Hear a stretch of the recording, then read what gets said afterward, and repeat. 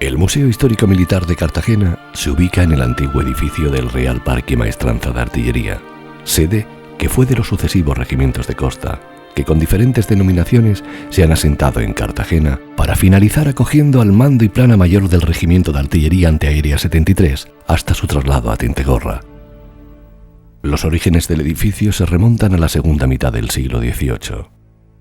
La gran cantidad de artillería que se instaló en la plaza exigía una serie de instalaciones que pudieran hacer frente a las necesidades surgidas, y así fue como bajo el reinado de Carlos III dan comienzo sus obras, proyectadas por el ingeniero militar Mateo Vodopix el 7 de marzo de 1777, finalizado el 25 de agosto de 1786. El edificio fue también centro neurálgico durante el trienio liberal y la sublevación de Espartero. En 1874, durante la Guerra Cantonal, fue alcanzado por una granada procedente de una batería isabelina que sitiaba la ciudad. El proyectil, que no hizo explosión, se aloja aún en la fachada de este primer piso. En 1939, el edificio se convirtió de nuevo en un baluarte de resistencia para los sublevados. Su actual patio de armas, antes de las herrerías, está rodeado por 24 arcos de medio punto que proporcionan gran luminosidad a los locales que lo circundan, con una superficie expositiva de 3.520 metros cuadrados. Se articula en salas temáticas distribuidas en 2 plantas, reflejándose en ellas la heterogeneidad del ejército, su peculiaridad y la diversidad de sus fondos. Antes de comenzar la visita por las dependencias, su director, un capitán del arma de artillería, avanza el amplio contenido de fondos depositados en este añejo inmueble. El museo se inauguró el 11 de junio de 1997. Nosotros somos una sección delegada del Museo Histórico Militar de Sevilla y a su vez pertenecemos al Centro Histórico Militar de Sur de Sevilla también. Y por encima nuestro el Instituto de Historia y Cultura Militar con sede en Madrid. Nosotros tenemos algo más de 2.900 fondos expuestos, repartidos en distintas salas y a su vez distribuidos en 2 plantas. Salas de artillería o colecciones de artillería del siglo XX más completa y más importantes de las existentes en España. Una sala de municiones está muy extensa, con muchos fondos de distintos calibres y de distintas épocas. Hay una sala de material antiaéreo, donde podemos ver también las antiguas armas antiaéreas y direcciones de tiro que se han llegado a utilizar incluso aquí en Cartagena. Tenemos lo que llamamos la sala de arqueología industrial, donde veremos la maquinaria que se utilizaba para dar energía eléctrica a las baterías del 381, una sala de telemetría donde se contemplan distintos modelos de telémetros y medidores de distancia y goniómetros, y lo vamos a completar con una exposición de miniaturas y de materiales que utilizaba el batallón de ingenieros de la Brigada 32, una exposición permanente titulada Cartagena Plaza Fuerte 1503-1996, que intenta explicar la evolución de la artillería en Cartagena acompasada con la evolución de las fortificaciones que se fueron realizando a lo largo de estos 5 siglos. Luego, posteriormente, tenemos una sala de uniformes del siglo XX, una sala de recuerdos de las unidades que pertenecieron a la Brigada 32, que estaban asentadas aquí en Cartagena, en Murcia y en Lorca, 2 salas que están dedicadas a armamento portátil, fusiles, pistolas, ametralladores, y luego otras 2 salas de miniaturas militares que cuentan con varios récord Guinness. El amplio itinerario por las diferentes salas del museo comienza por la planta baja, donde se encuentra ubicado el espacio expositivo dedicado a los cañones.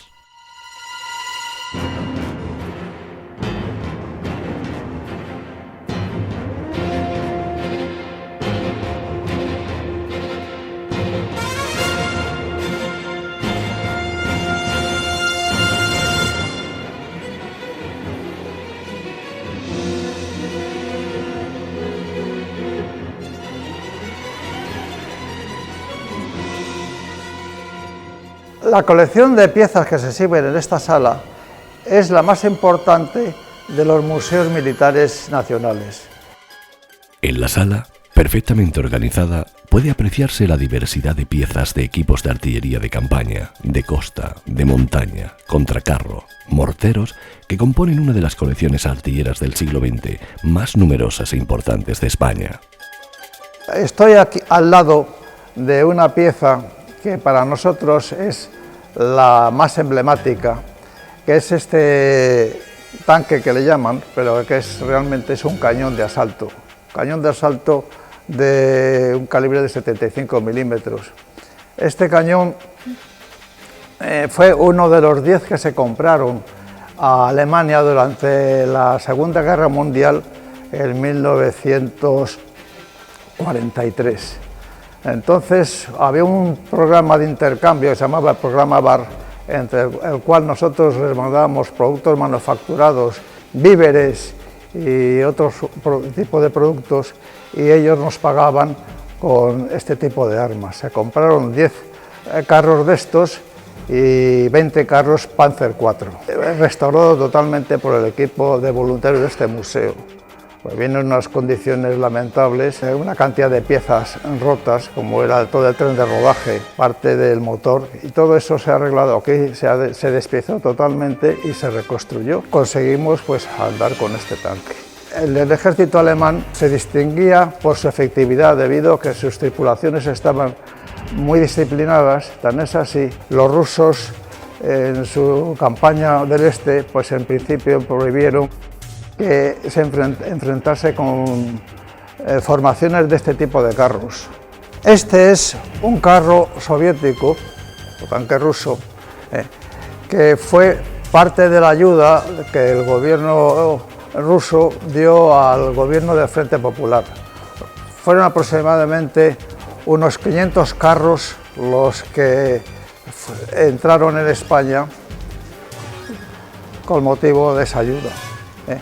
Este es un carro que en su momento era el arma, pues, en el tipo de carros más poderosa que hubo en el momento, porque tiene un cañón de 45 milímetros y sin embargo había otro tanque que era el Renault, que es mucho más antiguo, como que calibre menor, y luego por parte de los nacionales tenían las tanquetas Fiat Ansaldo y el Panzer I, que estaban armados simplemente con ametralladoras. Los nacionales, cuando lo vieron, se creían que era tanque amigo, porque lo confundieron pues con los negrillos estos o los Fiat Ansaldo, pues no lo habían visto nunca. Entonces incluso les saludaban cuando entraban en el pueblo, y lo que hizo el carro fue empezar a disparar por todas partes. Aquí lo hemos restaurado casi el 90%, y estamos esperando pues ya montar el motor y a ver si nos damos una vuelta con él. Este es un cañón alemán, calibre 122, que formó parte de la ayuda de aquel país al ejército nacional. Y este luchó en la batalla del Ebro, bueno, por muchos sitios, pero vamos, digamos uno de los sitios más importantes fue la batalla del Ebro.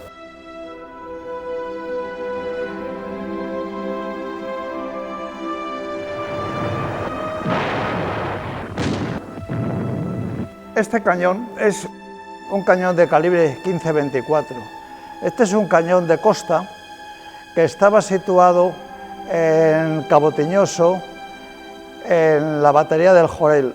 Similar a este cañón es otro que se encontraba en la batería de la Parajola, el cual en los últimos días de la guerra hizo fuego sobre un barco que venía con una bandera de la Legión, que era un mercante llamado Castillo de Olite, en el cual pues murieron aproximadamente unos 1000 personas. Cartagena estaba perfectamente artillada y fue inexpugnable hasta el final de la guerra. Aparte de estos estaban los cañones de 381 milímetros, que eran unas piezas Vickers inglesas fabulosas, y con un alcance de unos 35 kilómetros. Esto fue uno de los aciertos del gobierno del general Primo de Rivera, que fue cuando se decidió a artillar toda esta costa.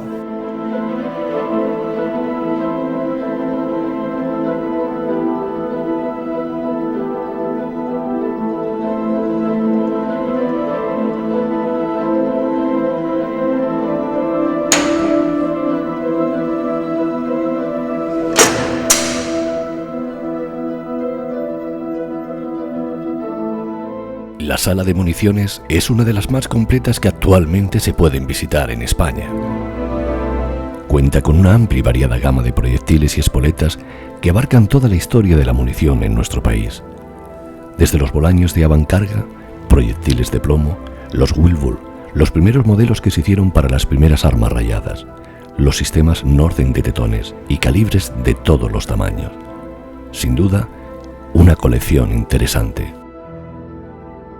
La historia de la nueva munición para carabina rayada empieza en esta estantería que tengo detrás, que como pueden ver hay un proyectil de envuelta de plomo para tomar las primeras estrías.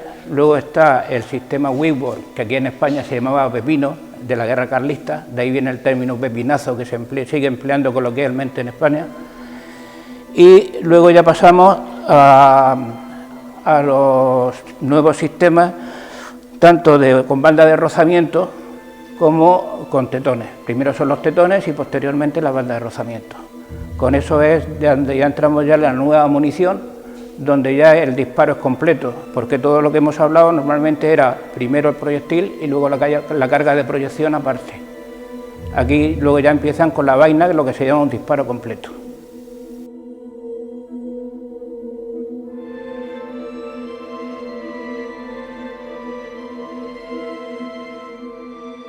También merece la pena contemplar todo lo expuesto en la sala de artillería antiaérea. En esta sala se expone el origen de esta arma en España, con piezas representativas de la evolución de esta desde la Guerra Civil hasta nuestros días, usadas por las unidades artilleras asentadas históricamente en Cartagena.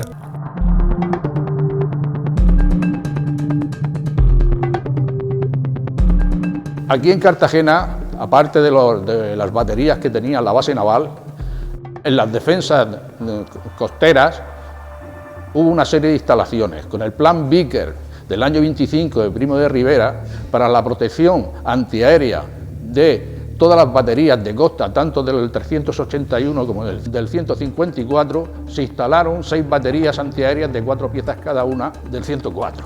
Estas piezas sí se puede decir que sí estuvieron en servicio y dispararon durante la Guerra Civil. Lo que mayormente hacían era una barrera de fuego para que los aviones no pasaran, mayormente protegiendo la base naval. Es el caso que los bombardeos a la base naval no cayeron, en lo que es la base naval. En Cartagena fue un desastre. Durante la Guerra Civil Española, Alemania le dio o vendió o cedió al gobierno de Franco una serie de piezas antiaéreas que eran las famosas 88,5 Flak. Estas piezas se fabricaron miles de piezas en Alemania. Eran de una efectividad extraordinaria. Después fueron sustituidas en los años 60, finales de los 60, por material Bofors 40-70. Entonces España le compró a los Estados Unidos una serie de piezas y a Cartagena vinieron dos grupos, alrededor también de unos 17 piezas de los 40-70. La cadencia de tiro de estas piezas era muchísimo mayor, eran del orden 300 por minuto, entonces ya no era la barrera de fuego. Aparte de todo, cada 2 piezas iban dirigidas por un radar y una dirección de tiro, es decir, que era muy difícil fallar en el blanco. Tenemos, detrás mía, un cañón de ayuda americana, de un calibre superior a los famosos 88,5 alemanes. Este es de un calibre del 90. A lo largo de los años, de los últimos años, la artillería se fue perfeccionando y se trajeron otro tipo de piezas, bitubos, que eran capaces de disparar del orden de 600 por minuto. Hoy día el regimiento de artillería número 73 es un regimiento de artillería antiaéreo. Como es lógico, hoy día utiliza misiles. Los misiles de diseño sueco los tienen ellos y entonces son baterías móviles que van donde son precisas. En esta sala de arqueología industrial se puede apreciar la maquinaria que suministraba energía eléctrica o hidráulica a las baterías de costa, sistemas de calibración y otros elementos de ajuste.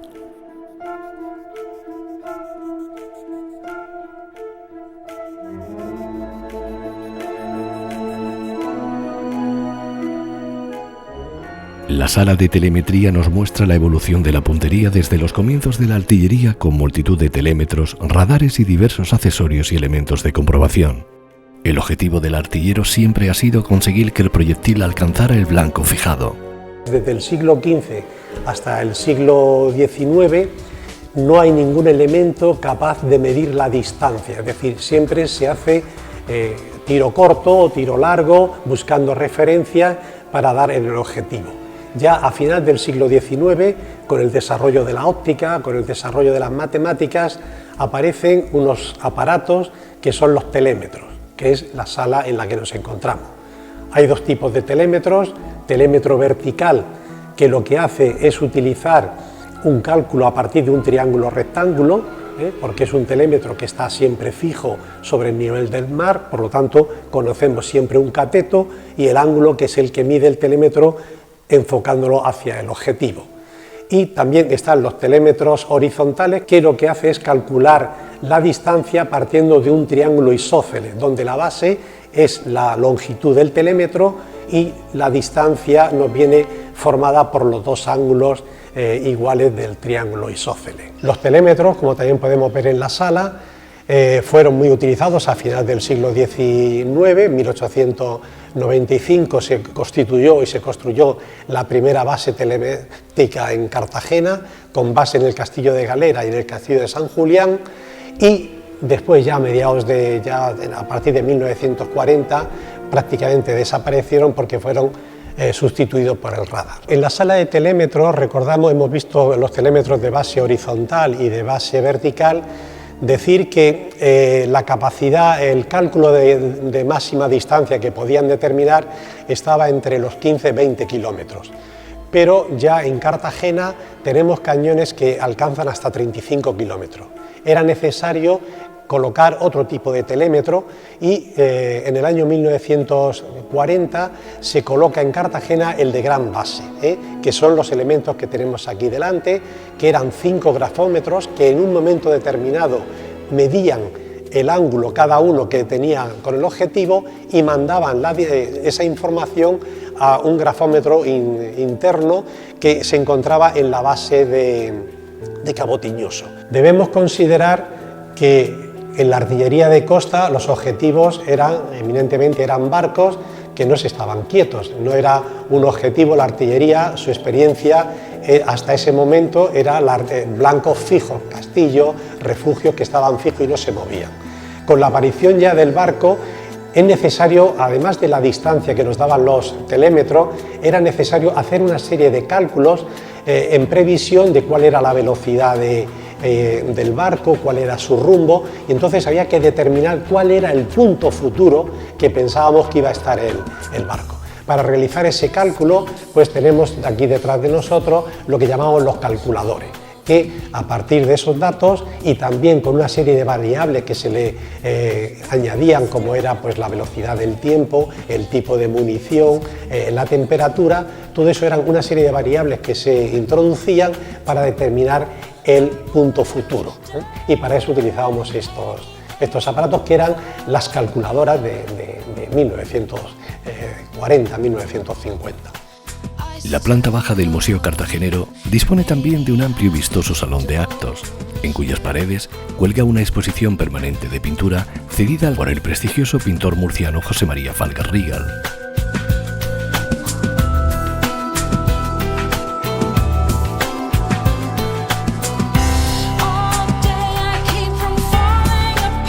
Un recuerdo al desaparecido batallón de ingenieros que tuvo su sede en la ciudad de Cartagena forman parte del acervo histórico del recinto museístico.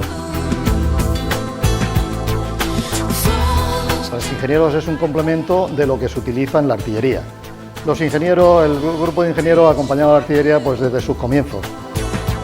En la sala se puede contemplar los objetos más representativos utilizados por los miembros del arma de ingenieros, entre ellos diferentes herramientas, equipos de lanzallamas, parihuelas para transporte de materiales de construcción, pedreras de madera para transporte de piedra. Este batallón estuvo ubicado, el batallón de ingenieros, estuvo ubicado en Cartagena desde el año 1966 hasta 1995.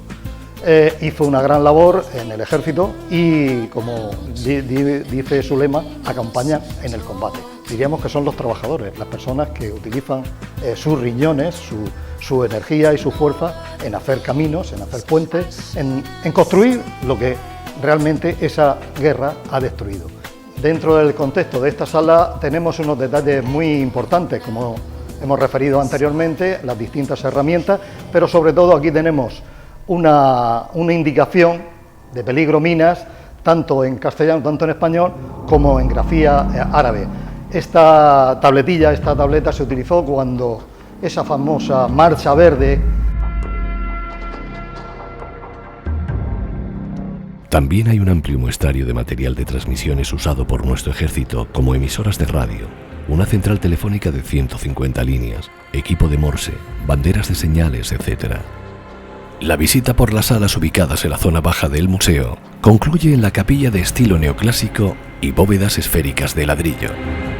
Aquí se venera la imagen de Santa Bárbara. Esta fue obra de Roque López, discípulo de Francisco Salzillo.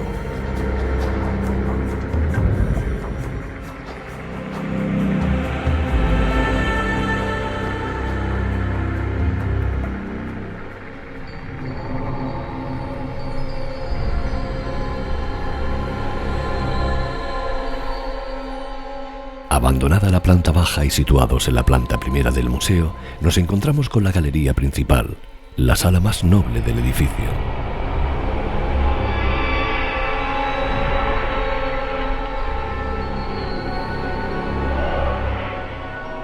En la espaciosa y profusamente iluminada sala de miniaturas se asienta un amplio número de piezas realizadas por el artista cartagenero don Francisco José Sánchez Abril, quien en el 2006 donó esta colección de maquetas al Ministerio de Defensa, compuesta principalmente de carros de combate y que ostenta 3 récords Guinness.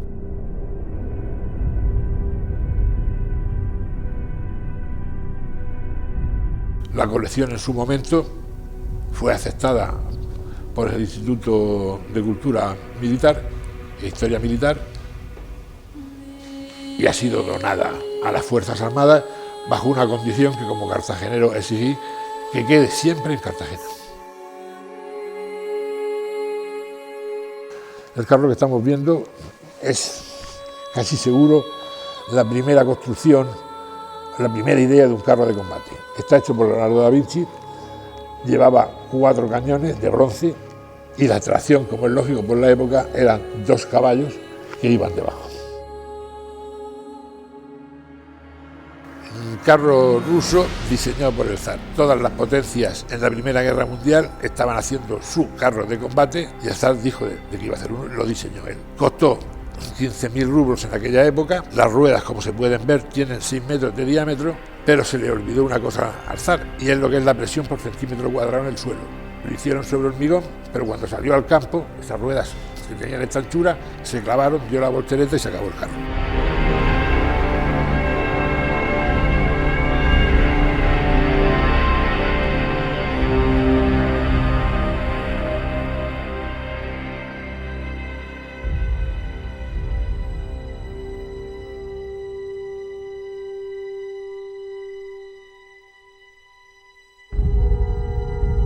La sala de armas ligeras también destaca, si no por su extensión, sí por su contenido. En ella se expone armamento portátil, cuchillos, bayonetas, cascos y máscaras de gas. Una colección que va en aumento progresivo como consecuencia de la llegada de nuevas aportaciones al museo procedentes de distintos lugares.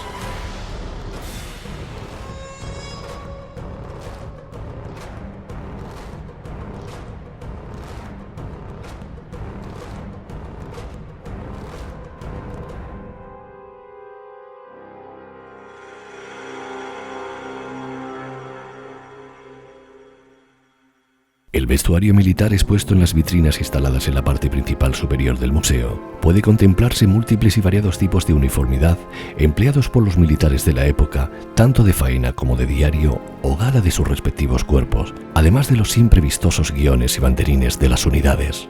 Contiguo se halla igualmente el despacho del coronel, despacho ocupado por todos los coroneles que mandaron, tanto el parque como posteriormente el regimiento. Fue el centro de mando en momentos importantes de la historia de España y Cartagena.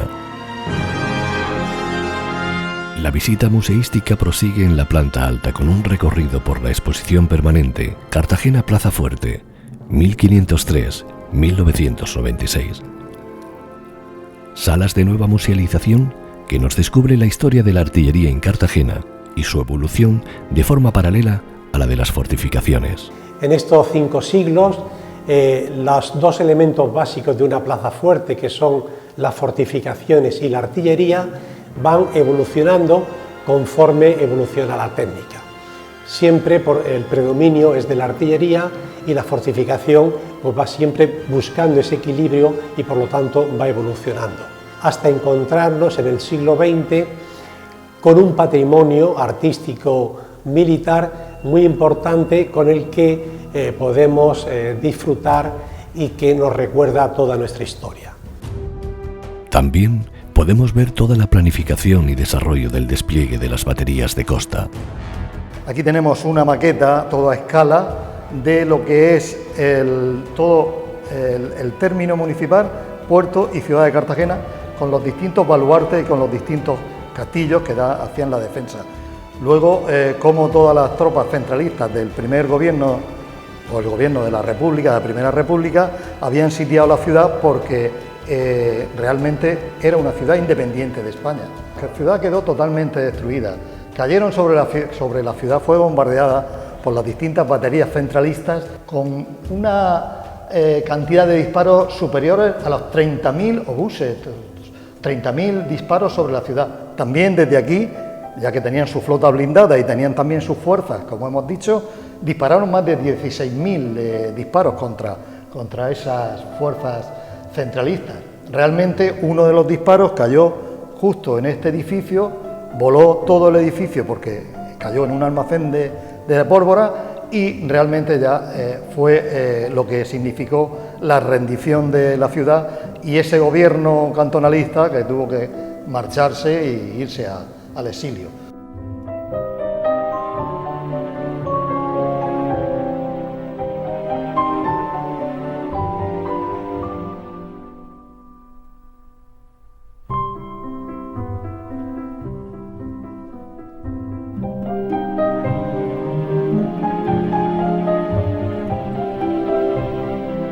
Para concluir el periplo, lo hacemos por la espaciosa y magnífica biblioteca, situada en un lugar anexo a la exposición permanente del museo.